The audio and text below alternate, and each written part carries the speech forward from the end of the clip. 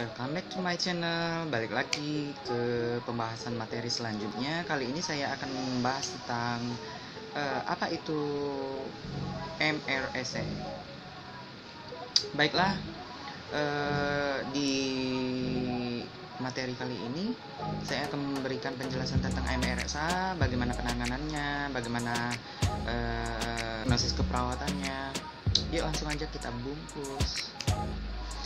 MRSA atau Methicillin Resistant Staphylococcus aureus merupakan suatu infeksi yang disebabkan oleh bakteri Staphylococcus aureus yang sudah tidak dapat lagi diatasi dengan berbagai golongan antibiotik yang umum dipakai. Staphylococcus sebenarnya adalah suatu bakteri yang tidak membahayakan dan biasa hidup pada kulit serta hidung manusia. Namun, jika pertumbuhan tidak terkendali, bakteri ini dapat menyebabkan berbagai infeksi di tubuh manusia. Infeksi Staphylococcus umumnya dapat diatasi dengan antibiotik, namun akibat penggunaan antibiotik yang tidak rasional selama beberapa dekade, muncul suatu jenis Staphylococcus seperti MRSA yang tidak dapat lagi diatasi dengan berbagai antibiotik yang umumnya digunakan. Terdapat dua jenis infeksi MRSA, yaitu Hospital Acquired MRSA, yaitu infeksi MRSA yang ditularkan dalam lingkungan rumah sakit. Infeksi nosonokomia. Penularan dapat terjadi melalui kontak langsung dengan luka yang terinfeksi atau tangan yang terkontaminasi MRSA. Dapat menyebabkan infeksi yang serius seperti infeksi pada aliran darah atau bakteremia dan paru-paru atau pneumonia. Untuk jenis selanjutnya, Community Acquired MRSA atau CA-MRSA, yaitu infeksi MRSA yang terjadi pada kulit dan ditularkan melalui kontak langsung dengan orang-orang di sekitar yang sudah lebih dahulu terinfeksi MRSA. Infeksi ini umumnya diakibatkan oleh kebersihan yang buruk. Nah, di sini patogenesis dari MRSA yaitu disebabkan oleh gen MECA yang memproduksi tranepeptidase PBP2A yang mengurangi afinitas bakteri terhadap antibiotik golongan beta-lactam. Gen MECA ini berbeda dengan gen yang mengekspresikan penisilin, di mana gen ini tidak berada di plasmid namun berada di kromosom dari bakteri. Faktor risiko dari MRSA berupa yaitu beberapa faktor, yaitu dirawat, mengunjungi atau bekerja di rumah sakit. Selanjutnya kebersihan lingkungan yang buruk. Selanjutnya kontak langsung dengan luka atau kulit orang yang terinfeksi MRSA. Pria yang berhubungan intim dengan pria, tinggal dengan kondisi kepadatan penduduk tinggi.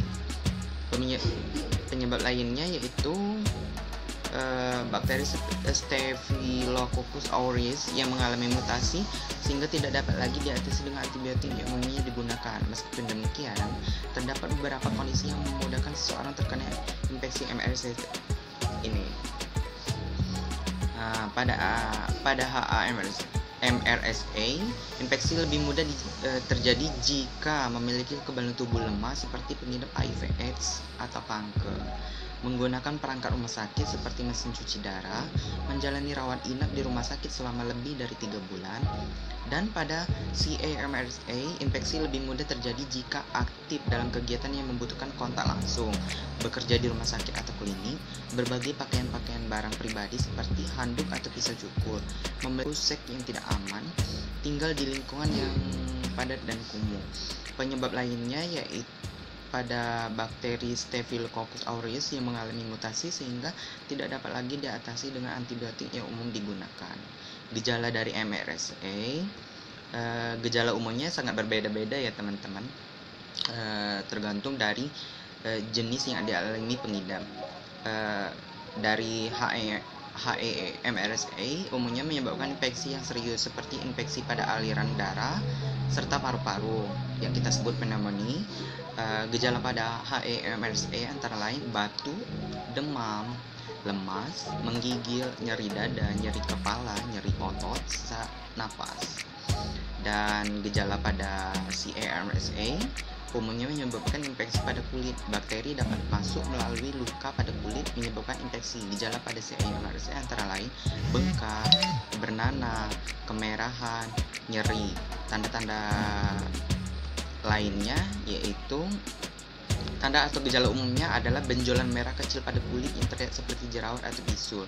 Bisul tersebut umumnya terasa hangat saat disentuh, penuh dengan nanah atau cairan lainnya, dan disertai demam. Selain itu, gejala lain meliputi nyeri dada, batuk atau sesak napas, kelelahan, menggigil, tidak enak badan, pusing, ruam, luka yang tidak kunjung sembuh. Diagnosisnya, dokter akan mendiagnosis infeksi MRSA dengan diawali suatu wawancara medis lengkap, head to toe.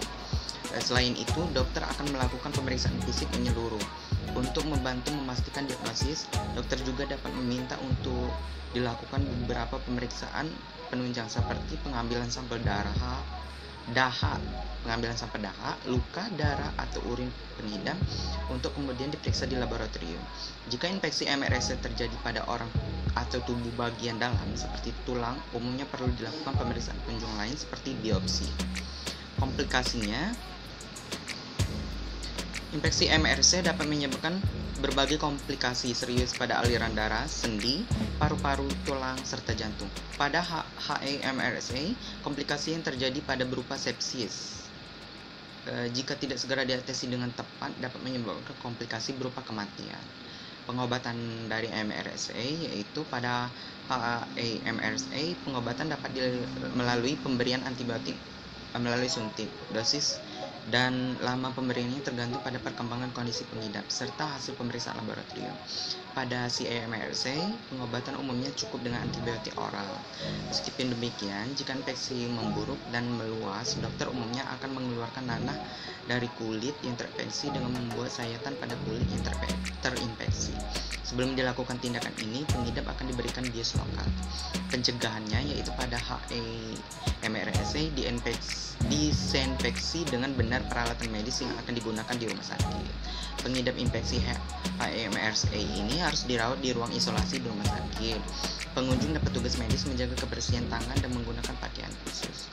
Pada CA-MRSA tidak berbagi pakaian-pakaian, barang-barang pribadi, menutup luka dengan penutup khusus agar tidak terkontaminasi, menjaga kebersihan pakaian, meringankan semua pakaian dengan suhu panas, mengeringkan maksudnya gitu, mencuci tangan dengan benar, cuci pakaian dengan air panas dan sabun cuci jika memiliki luka pada kulit. Nah, diagnosis keperawatannya di sini saya akan mengangkat 3 diagnosis, yaitu nyeri akut berhubungan dengan agen injury fisik, yang kedua hipertermi berhubungan dengan penyakit atau trauma, yang ketiga pola napas tidak efektif berhubungan dengan nyeri. Nah, cukup sekian materi yang saya jelaskan. Kalau ada kekurangan atau mau saran untuk materi yang akan kita bahas untuk selanjutnya, tolong komen.